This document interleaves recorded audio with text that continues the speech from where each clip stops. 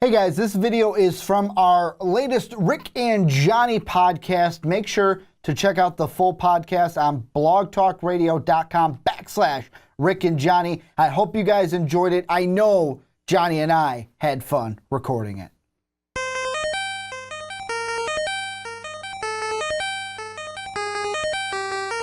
This podcast is brought to you by Most Valuable Podcasts, saving your day from boredom with the best podcasting entertainment.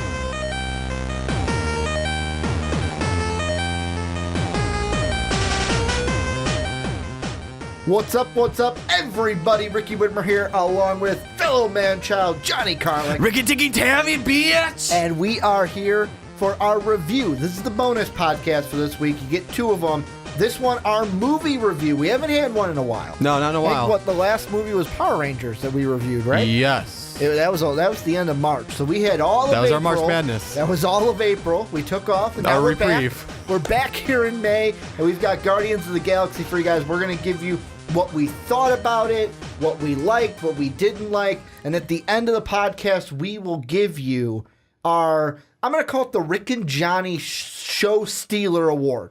Yes. I think that's what we'll call it. The RNJ Show Stealer Award. And so far, we already have 4 winners. We're going to add a 5th winner today. Yes. That's when someone in the show Just goes steals above it. and beyond Just steals as an it. actor. Grade A. Mike Keaton, I cannot wait to give it to the Vulture for Spider-Man Homecoming. Yep, you were talking about that before. Because we had one for Logan, we had one for Power Rangers. Did we have one for Kong? Beauty and the Beast, and we had one for Kong. Yeah, We've we're had gonna one do every step of the way. We'll do one for every movie, basically. And Guardians of the Galaxy, before we get into it, the one thing I have to say, spoilers! This is a Spoilers! review, so if you have not seen Guardians of the Galaxy, go ahead, go see it, come back. We will be waiting here for you to tell us our opinions. Not your opinions, our opinions. But Johnny, this one started out where, to me, I wanted to start with one of the characters that I really liked in this one. Okay, go for it. Ego the Living Planet. And it starts with him.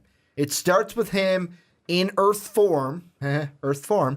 And the thing I liked right from the beginning is kind of like they waited on the gut punch. Yeah. But they kind of built up the gut punch again for you. I think the right idea to is they open the set it up. Because what we get is him and Quill's mother driving around, basically kind of that generic, it's in the 80s. Miranda. You're a fine girl. I love that song now. That's one of my favorite songs after seeing this movie. Yeah. So it starts off with the love story between the two of them. Him showing off that he's the living planet. And I would This actually, nice little flower let's put it that he this way, I would planted more for so her. say his human form as opposed to his earth form, because that makes me think of Ego, the living planet we get from the comic books. Yeah. So yeah, I mean, this beautiful flower he's created. We get their brief love story between the two of them right behind a Dairy Queen. Yeah, right behind a Dairy Queen. And the thing I liked most, and this is something very small. Yeah. I like when they go back in the past of things and they actually made it to where like the Dairy Queen looked like it would have been in the 80s. It looked like an 80s Dairy Queen, which was great. And I kind of want Dairy Queen now. I was like, holy crap, that kind of, it didn't blow me away, but it's like, wow, I'm really impressed by just that alone. But this movie set up the same thing. Yeah. For the gut punch that we got later in it. And for me, the whole thing with this, Ego the Living Planet was one of the biggest characters for me in this. And the thing with this is setting it up to where he's a good guy at first. You fall in love with, you're like, man, what a good guy. What a good guy to Mrs. Quill. He's such a great romantic guy.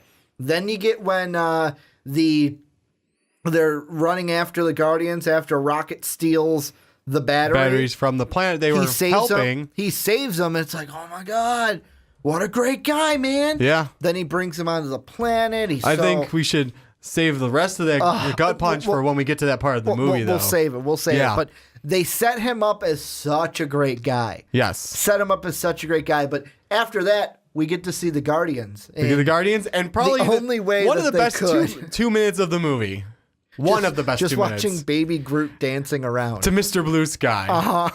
As like, they're focused on him, and they show the fighting as like a background part of it, like it's not that important, which was fantastic. Well, and that's something to me, like as I'm watching it, to me, that was creative. It was extremely creative. Gunn's view of Guardians of the Galaxy, because we've already talked about before, like the kind of colors and the like the theme of it, that's kind of bleeding through into different Marvel movies. Like for Thor Ragnarok, it looks like it's going to be a Guardians feeling now. Yeah, we're kind of seeing the same thing, seeing that humor come out and more fun, more vibrant, less of the darkness we get with some of the other movies now. And I would only expect a Guardians movie to be the first movie where we see a boss battle, if it was a video game, like the big fight to start everything. But most of the fight at the beginning isn't from the perspective of what's going on in the fight. It's from the perspective of who's not in the fight. It came secondary to... It was just background noise. Yeah, to the one character who can't do that fight right now. Baby Groot. Why are you setting up the speakers? I think that's important. Quill likes his music. No, I don't. I can see you winking. I can see you winking. I was winking with the wrong eye again. I get that. Yeah. And then you learn it's for... Groot puts it in. Yeah, so Groot's he can dancing around. So he can have music. Groot, stand on the side. Hi. It's great how they're all like semi-parental with him because he's. Well, that's the thing with Groot overall that I liked is it's a difference from the comics because Mark and I read a comic for a graphic conversation. Yeah. That was Guardians of the Galaxy for when the first one came out.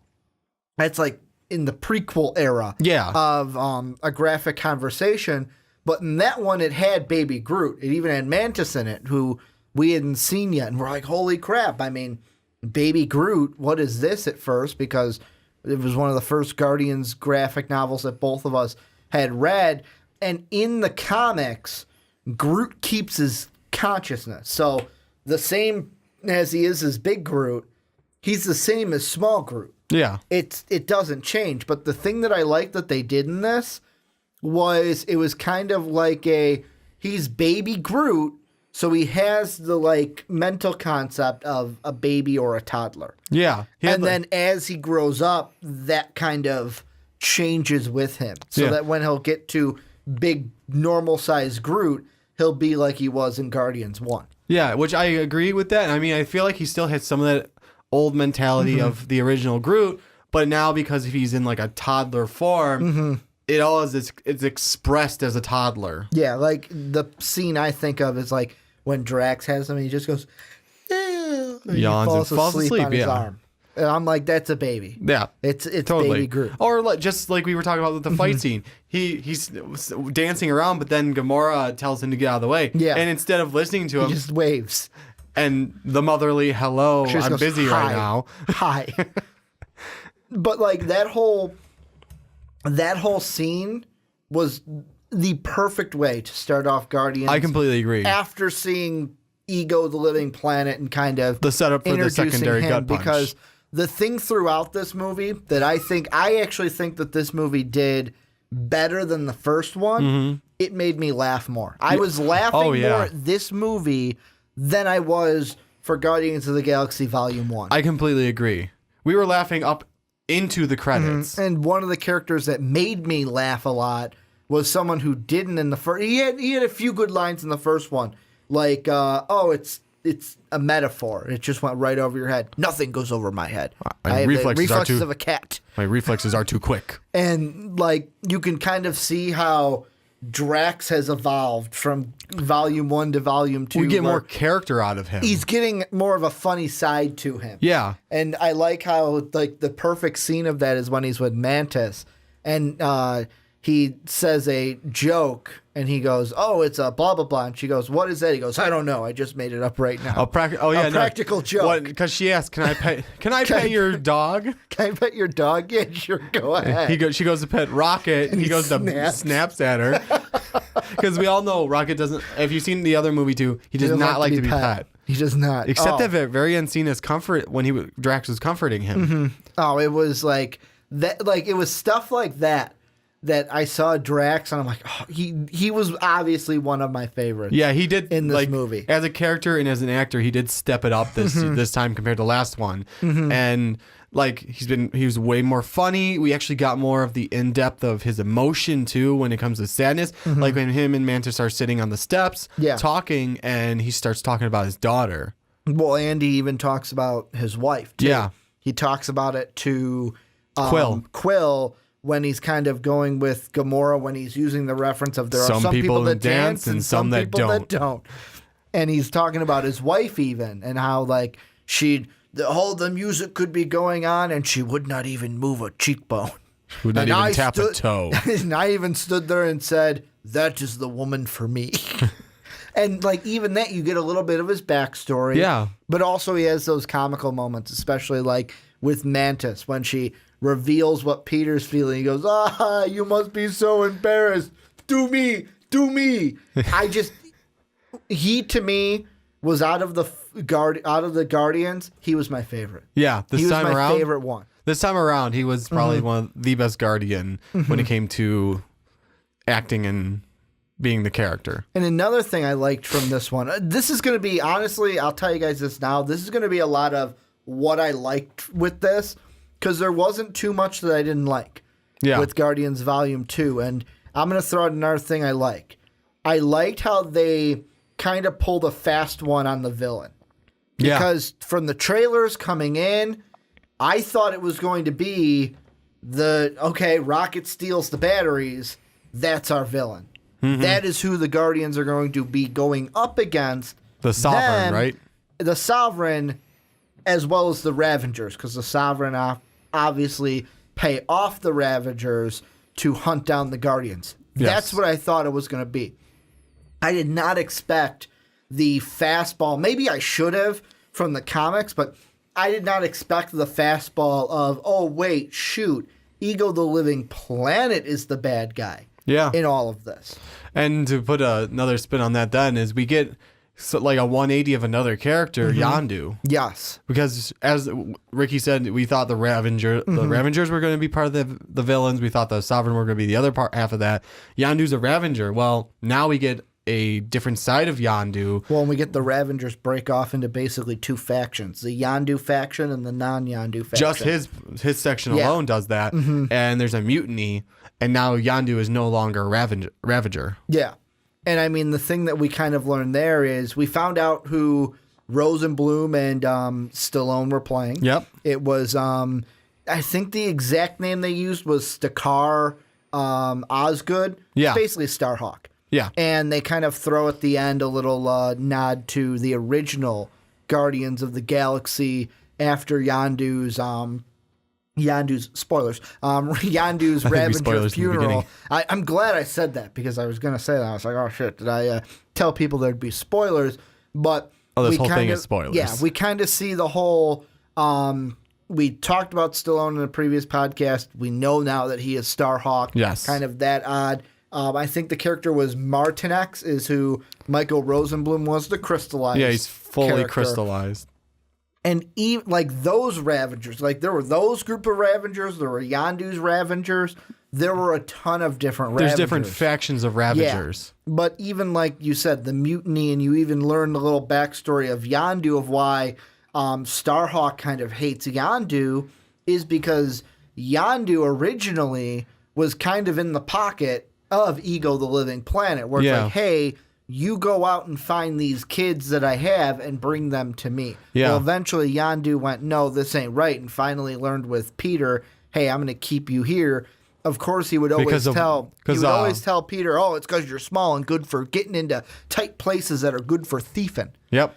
And the thing was, it's because Yondu found out what was what Ego was doing with these kids. He was killing them. I mean, if they didn't have the celestial gene, boom, they died. No use to them. Which was none of them so far until Peter. No use to them. Yeah, no use to them at that point. Which I guess we should go now to the next part, which is what happens on Ego the Living Planet. Even that whole thing, it's like you get to the planet, man, Ego's such a great guy. Dad's whole backstory of what happened with him and Mom. Well, not just that. Like the thing that really like sunk my heart, and I was like, oh, that's kind of is you see Star-Lord Yeah. talking to Gamora. This is before they decide to even go That's true. to Ego the Living Planet. And you get this whole backstory of like, when I was a kid, I used to tell my friends and the other kids that David Hasselhoff was my father. dad. And like he was gone because he was off filming like Knight Rider and stuff like that. And he's like, all I wanted was to play catch with my father like the other kids were.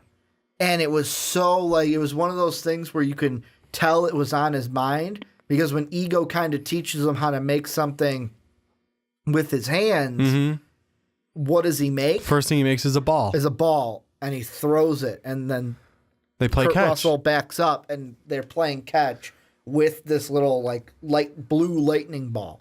Yeah, that this they're just little throwing ball of back and energy forth. that he created. And it's just right there. I'm like, oh, like what this movie did amazingly was it lulled me into false sense of security. A false sense of security where you had all these like good, happy, warm feelings. Yeah. To where when they pulled the complete 180, you were like, what the fuck is going on? Oh, I agree. Here? That was probably twice the gut punch, at least, that the first Guardians gave us. Well, because there were two gut punches in this one. Yeah. The first one was when he goes, oh, yeah, like your mother, blah, blah, blah, blah, blah. But then he shows the kind of model of like him with all these other women from different races from all over Peter the galaxy. was in the semi-trance. When he was in the semi-trance.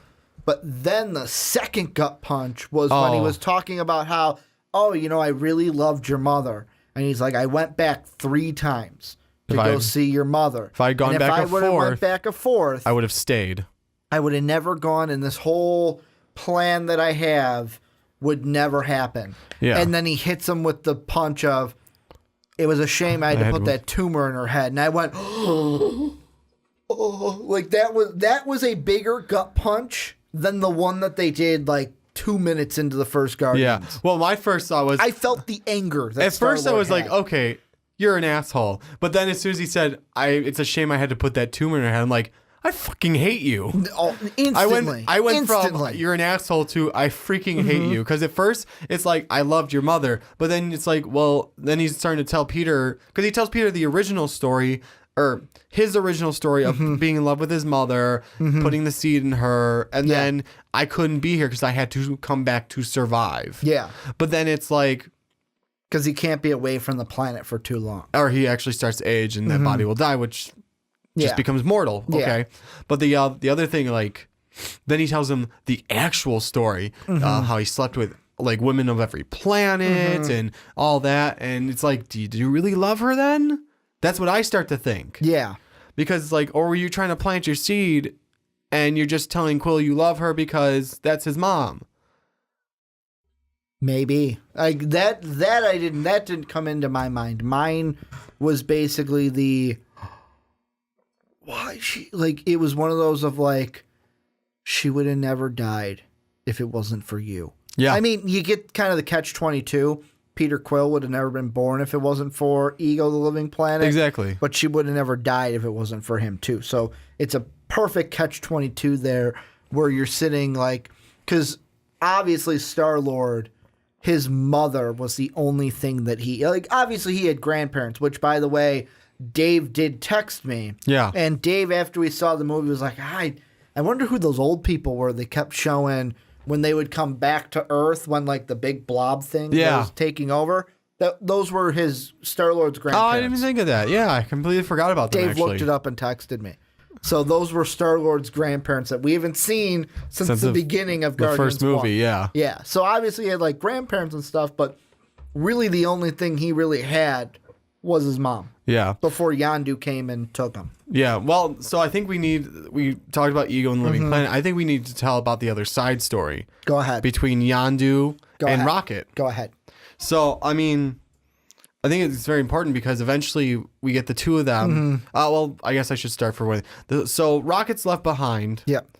And to guard Nebula and Baby Groot. And to fix the ship. Yes. Well, the Ravagers come up and they try to...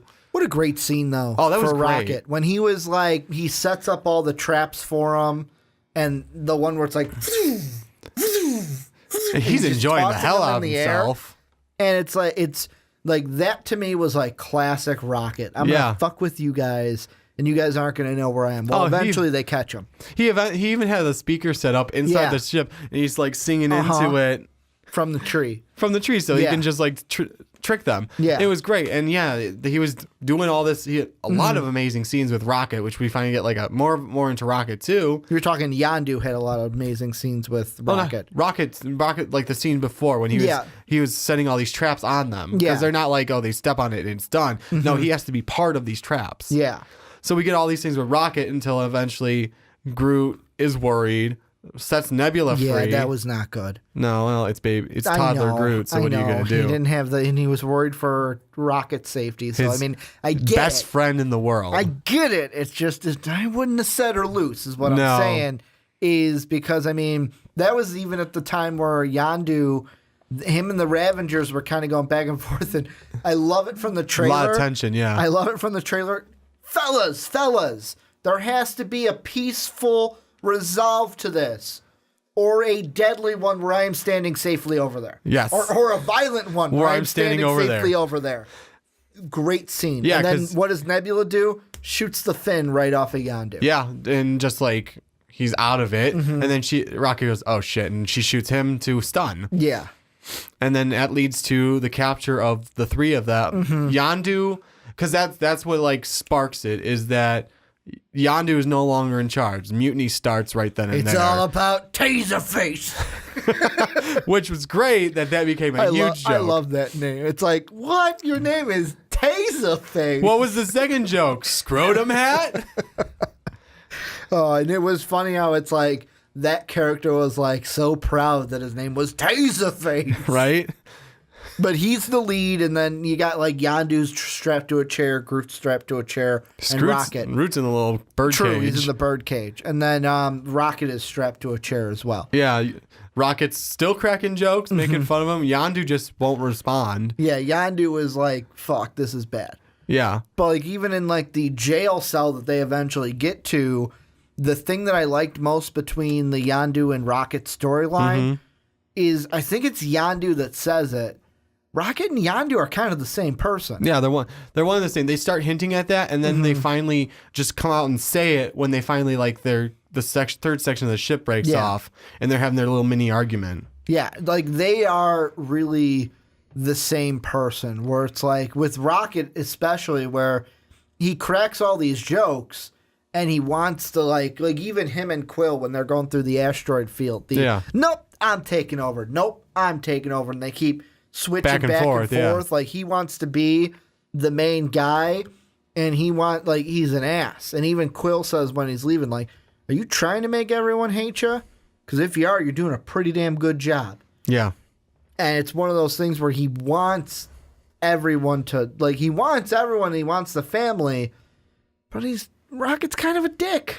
Well, not just that. Kind of a dick. Just like Yondu described his family relations and how he grew up. Yeah. Rocket is essentially... his parents sold him into slavery. Exactly, where Rocket is essentially the same. People experimented on him and then showed him no love. So I think the problem with Rocket, it's not that he doesn't want the family thing. It's hard to accept because he's never had it. Exactly. It's hard and so he's trying to push them away before he gets too close and gets hurt. And like the thing with Groot and why I see him and Groot being so close is Groot's A, mental capacity, and B, his kind of passiveness when it comes to Rocket is easy for Rocket to kind of boss Groot around. Not to mention they're also both outcasts. Yeah. Groot has no one that's like him in the universe anymore. Yeah, he's kind of the only one that we see that's a tree person.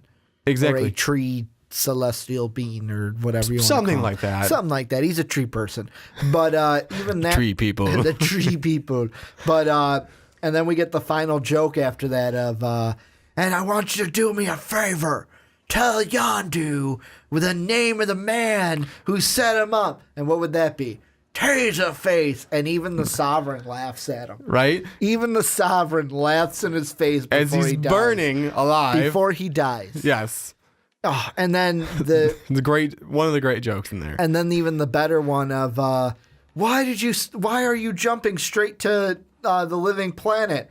You know we can only do blah, blah, blah jumps. This is 700. And this even threw me through a loop because while they're doing the different jumps, you see their faces kind of getting disoriented. Yeah. The eyes are getting really big where it's like, oh my God, are they going to survive this or are their heads going to explode? Right?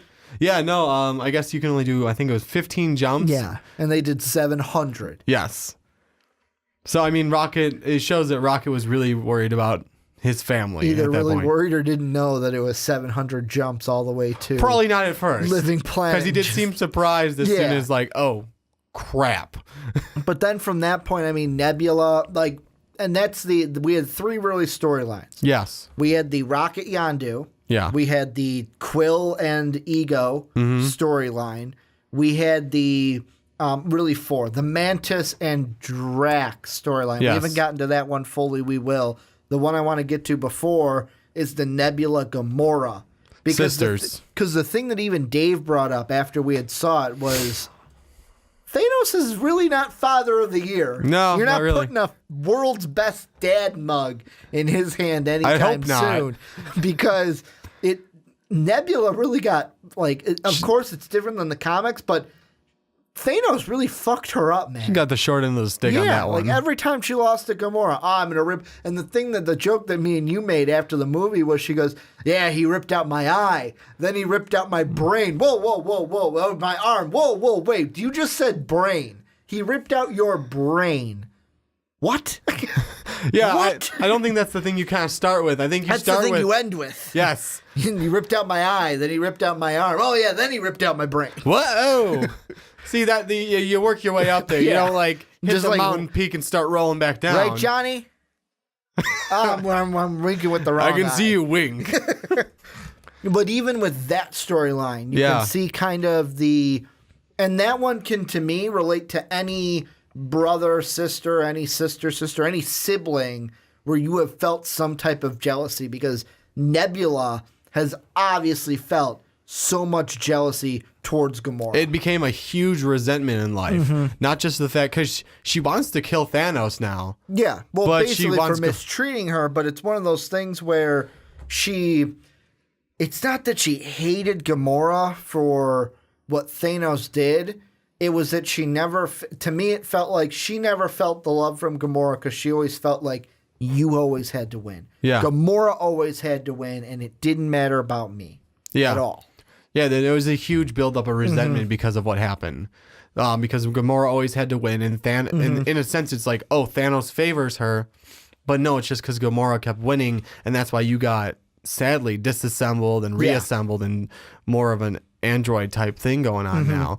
And it's just like anything with siblings, parents kind of like, if it seems like your parents favor, it sets up jealousy, which in time becomes resentment. Well, let's be honest. The reason why Thanos was doing that is he wanted Nebula to be the more powerful of the two. She wanted to be as strong, if not stronger, than Gamora. Basically to where, if you can kill Gamora, then you are ready.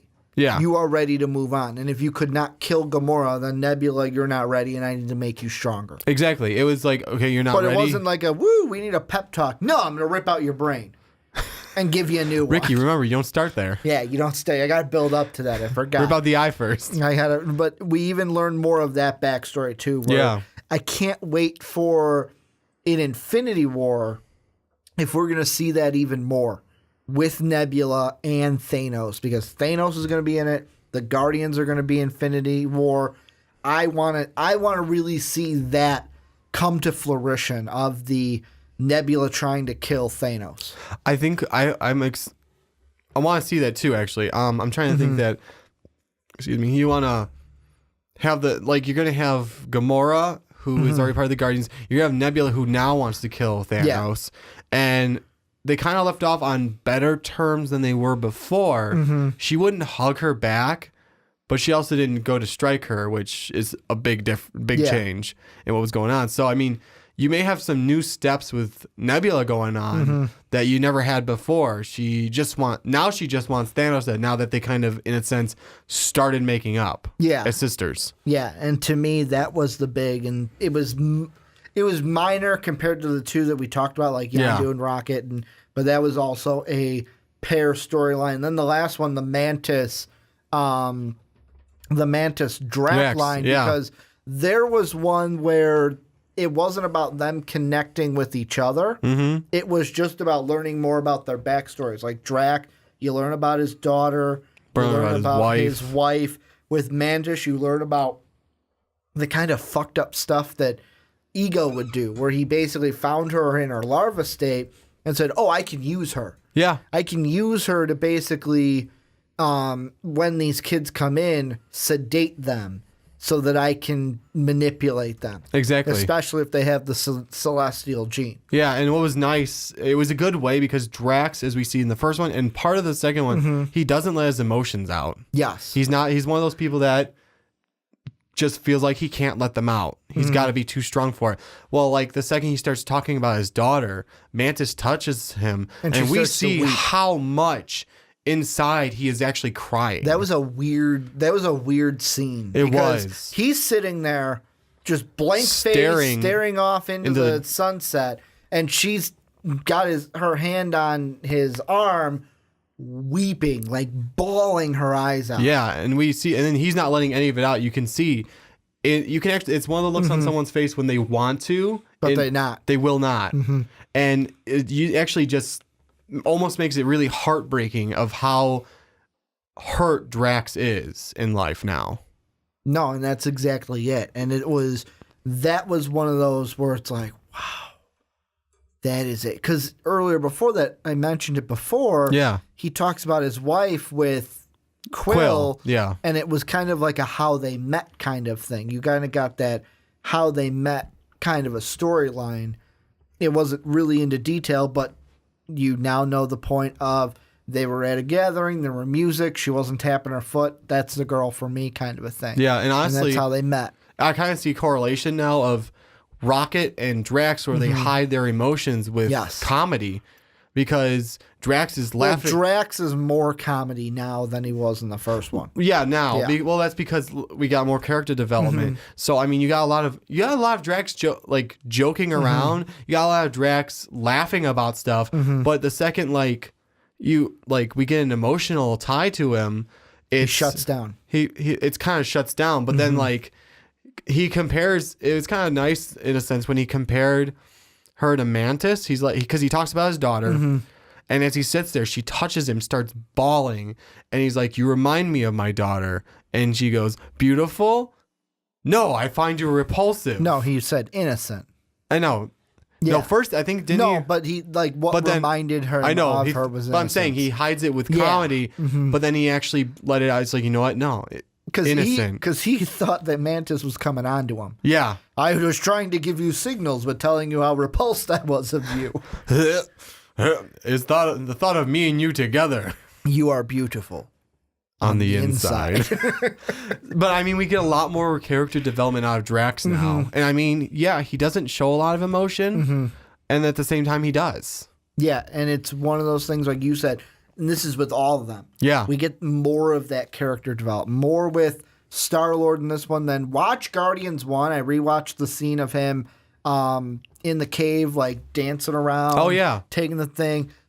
Looks like a totally different Star-Lord. Yeah. Because of the development that we have with him now. Gamora, we've had development. Rocket, we get the development through him and the Yondu. Yondu, we get development. We get development from Yondu. We get development from Drax. With Groot, not a ton of development. There's not a lot to be had there at this point. It's one of those things where we'll get that development when he gets back to his normal size and his normal form. But then kind of to end everything, the last gut punch that this movie could throw at you was Yondu basically sacrificing his life for Quill, for Star-Lord. Yes. Yeah, I think even more so, not just after everything that even went on between those two. Like, those are the last two that kind of map everything together. I feel like what makes it more of a gut punch than anything. Yeah, he sacrificed himself to save it, but he says he's your father, but he ain't your daddy. But he ain't your daddy. Because we didn't go over this part. The reason he didn't give him to Ego was because Ego was killing all these children, and he didn't want that anymore for any of the others, which is why he stopped dealing with Ego as well. Which is one of those weird things you think about, like, oh man, thank God he stopped with Peter. Like, if he would have gave Peter over and then said, okay, I can't do enough, this story would have never happened. Exactly. So it was like kind of a like, whoa, or like, I don't know if he knew. I don't know if he knew about this celestial gene thing and or heard Ego talk about it or stuff. But and then you kind of get the kind of little flashback of kind of it's like, oh wow, Star-Lord, you had a dad all along. Yeah. You had a dad. Well, it wasn't the best dad in Yondu because, like you say, he's like, you said you were going to eat my face. It was a joke. It was a joke. Not to me. And you get that kind of a thing where it's like, wow, he really did have a father figure. It wasn't like the perfect father figure that you think of better than in Thanos. Your head. Better than Thanos, yeah. I would give Yondu a world's best dad mug before I gave it to Thanos. That's for sure. I think if it was a choice between Yondu, if it's a choice of between those two, I'm giving it to Yondu. If it's a choice, if I had to give it to Thanos, I'd smash it on the ground. Yeah, I would smash it on. He ain't getting it. He ain't getting the mug. He ain't getting the shirt. He ain't getting any of it. He ain't even getting the tie that every child of 5 or younger buys him. But that was like the last gut punch that this movie could throw at you, especially when he gives the spacesuit to Peter so that he would live and Yondu dies. Yeah. And then you get the nice little moment of the Ravager funeral and everything looks like it's okay, but then we get the post-credit scene. Well, let me talk about one thing with that Ravager thing. Go ahead. It was a little bit more of that heartstring pulling on that because, as we saw earlier in the movie, he was kind of denounced as a Ravager. When we saw Howard the Duck. Yeah, and exactly. I almost forgot about him. And once you go duck, you never go back. As they said, you know what? You are no longer a Ravager. You're not getting a Ravager funeral. Yeah, and he even says I wear these flames just like you. And Stallone's character is like, you may wear those flames, but it doesn't mean you're one of us. Exactly. So to have that, like, Rocket's the one that got them all together and told them what he did. Yeah. For Rocket to do that and for them to all come and do that. Which would have never happened if they didn't have that connection. Exactly. And the thing was, it was just so nice and kind of heartstring pull to see that, yeah, you know what? This kind of redeemed what he did, and he got the funeral that he wanted for most of his life. Well, mostly all of his life. That's what I said Ravager. Most.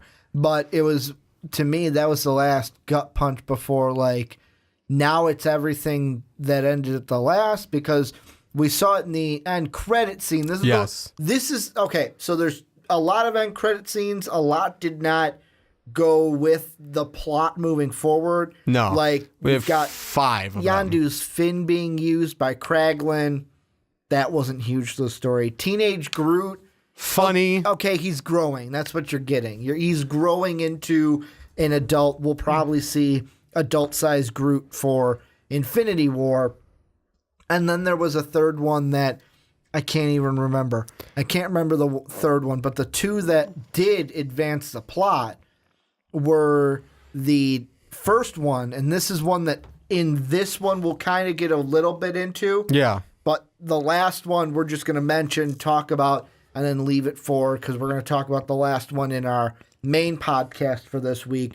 The first one, we get the Watchers, and we actually got them earlier in the movie as Rocket, Yondu, and Kraglin are jumping to Ego the Living Planet. Yeah, we see them in the post-credit scene talking with Stan Lee. Stan the Man. Stan the Man. And it's, I look at that and I go, are we going to see them again? We have to see them again, At least one more. We have to see one of them. Come on, there's got to be one. Earth's Watcher, right? Exactly. I would think there's got to be some time with Earth's Watcher now in the form that we can actually maybe some advice or tell them, hey, what's up? Tell the Avengers or someone what's coming up next. Because Infinity Wars is going to be a huge movie, in my opinion, in the Marvel Universe. Because the main comic I think of that I saw the Watcher, and this is where I get most of my reference, was I believe it was Civil War.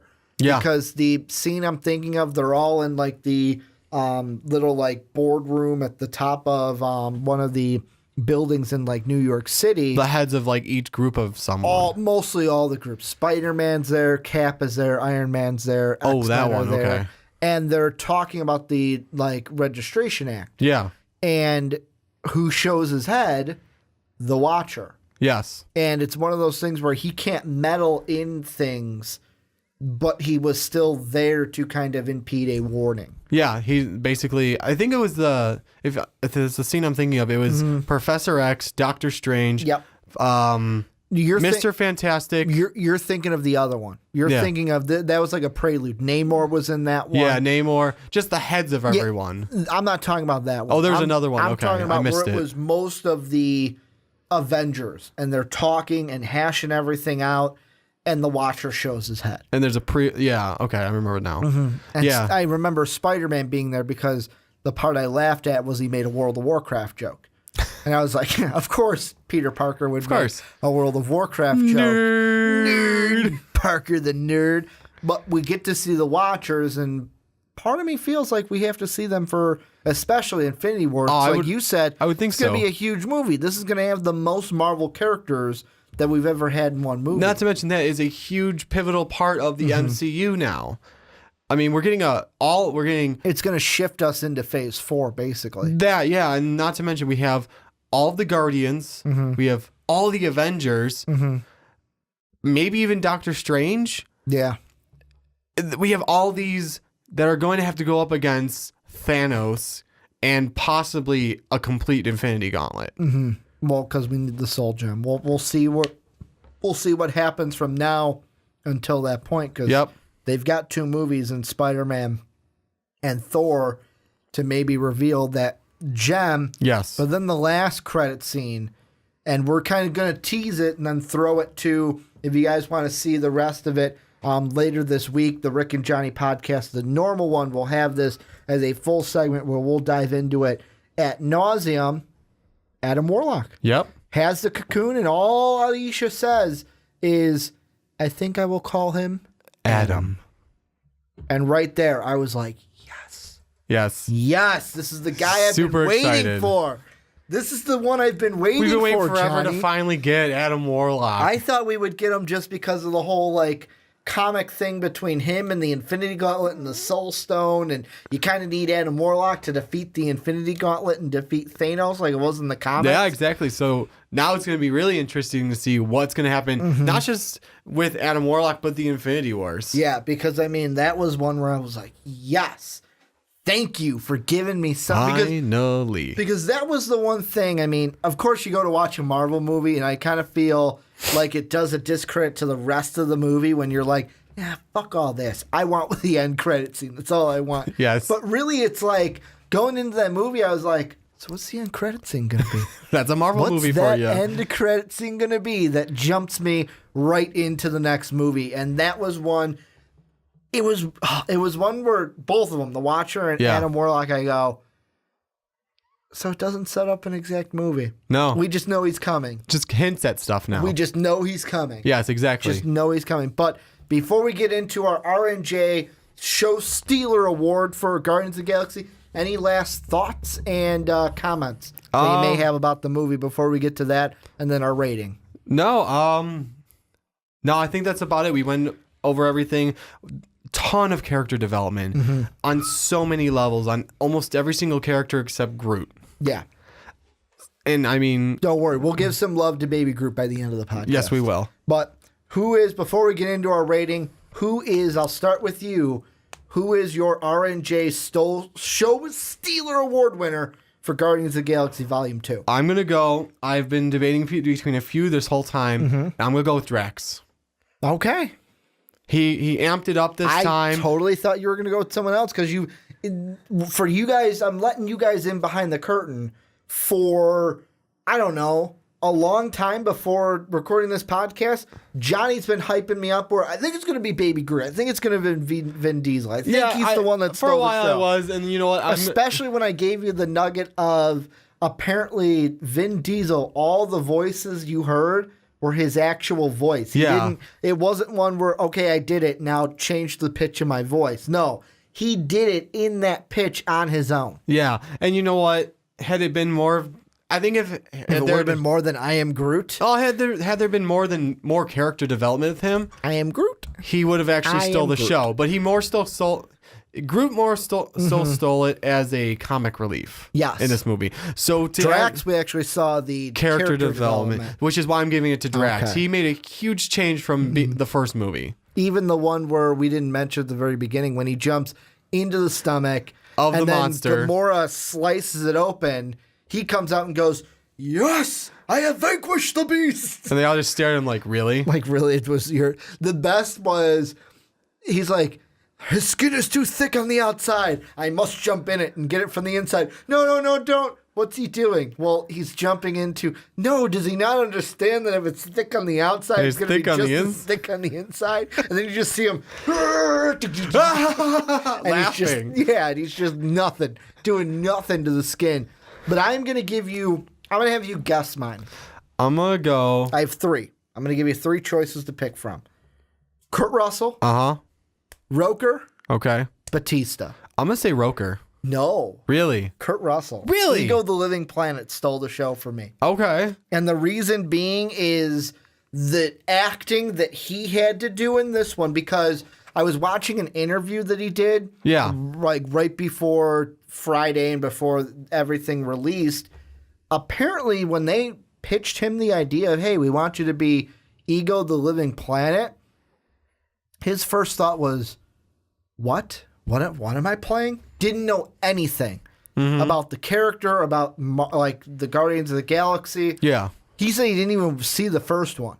So what he had to do is, before he could say yes, he went and watched the first one. He said, watching Chris Pratt and how he played Star-Lord, and he even mentioned that scene where he's like kicking the rodents and he grabs the one and using a microphone. Singing. He's like, right from there I knew, like, I can be this guy's father. I can do it. And it showed when he's like, who are you? Oh, well, aren't the devilishly good looks? I thought that would be enough. I'm your dad, Peter. And like, even that, it was one of those things where the acting, not only was he a great fit for Chris Pratt's Star-Lord as his father, but the ability to make me like you, be that likable character, and then on a dime, played it perfectly too. Perfectly. Made me that false sense of security, such a great role model, such a great dad, such a great guy, well, a great planet. And then he turns it on a dime and becomes the villain. That had to take a lot of skill from the acting department. And that's why, for me, at first I was like, if you would have asked me Friday night after we saw it, I would have gave it to Drax. But as I was thinking about it, I'm like, you know what? Kurt Russell did the best job. Did the best job out of anybody in this with the role that he was given. Because it was one that you couldn't just throw anyone into that role of Ego the Living Planet. Yeah. They would have to fit with Chris Pratt, and then they would have to make me believe what you're selling me. And that's what he was able to do. Yeah. So you have Drax as your show stealer award. Yes. I've got Kurt Russell. I've got Ego the Living Planet. I think they're going to have to break the tie for us. They're going to have to give us theirs down below in the comment section. Before we wrap all this up, Johnny, it's time to give our rating for Guardians of the Galaxy Volume 2. I'd like to hear you first. Here's what we're going to do. Okay. How many Baby Groots out of 5 are we going to give it? I'm giving it 5 Baby Groots out of 5. 5 Baby Groots? 5 Baby. This was an amazing movie. Like, this is one where Dave, when we were going to see it, said he was watching Mike and Mike, which is on ESPN. Yes. And he said that you got Mike Golick Sr. and Mike Golick Jr. Okay. He said Mike Golick Jr. was like, it was good, but it wasn't as good as Guardians 1. I respectfully disagree. Exactly. This one is so much better. It's not. You don't take anything away from Guardians 1, but this one, I even said to you, I laughed more in this one than I did in the first one. Yeah. No, I completely agree. Like my sides hurt after this one. Oh, but we were laughing hysterically in the theater. Oh, and it was great because it was just us and like a few other people. Like what? A total of 6 of us in the theater. And what 7? was great is some of the stuff that we thought was funny, they didn't think was funny. Yeah. Because I was laughing, I'm like, ha, ha, ha. I was like, ha, ha, ha. No, they're not laughing. Oh, Only we are. And then I wouldn't stop laughing, but it was one of those things where, wow, I am really laughing out loud at this movie. It was great. It was an amazing movie. I completely agree. I'm like, I was going to say, got anything more to add there, John? No, I just, like I said, I completely agree with that. I would like to say, before we wrap things up. Go ahead. Follow me on Twitter, War Machine 9085. I've started something for you guys. Hashtag Adventures of Groot. Adventures with Groot. Yes. Hashtag Adventures with Groot. You've got a couple good ones. You guys were at Potbellies together. You guys had a good Cinco de Mayo, or as our president would say, Cinco de Mayo. Cinco de Mayo. Cinco de Mayo. You had a nice chips and salsa lunch. Yeah. With baby Groot. I'm trying to think. Got him a Subway cookie. Got him a Subway cookie. You told him to buckle up. Yeah. Just like Peter Quill did in the movies. Gotta keep him safe. He's little. Groot, put on your seatbelt as he's eating trail mix in the back seat of your Honda. But it's a great series. I love seeing those pictures of you with Groot. So you guys check it out. Hashtag Adventures with Groot at War Machine 9085. I want to thank you guys for checking out this video. Go make sure to check out all our other reviews. If you saw Power Rangers, Beauty and the Beast, Logan, and Kong Skull Island, those are the ones that we have done recently. Go check out those as well. Also, check out patreon.com/mostvaluablepodcast. If you like the podcast, want to support us in additional ways to make sure we can make this product even better for you, go check out that. But thank you guys for watching and listening. And as always, have a good day, everybody. Thank you everyone for watching the Rick and Johnny podcast. Click right here to watch another squanchy video, and let's get rickety wrecked!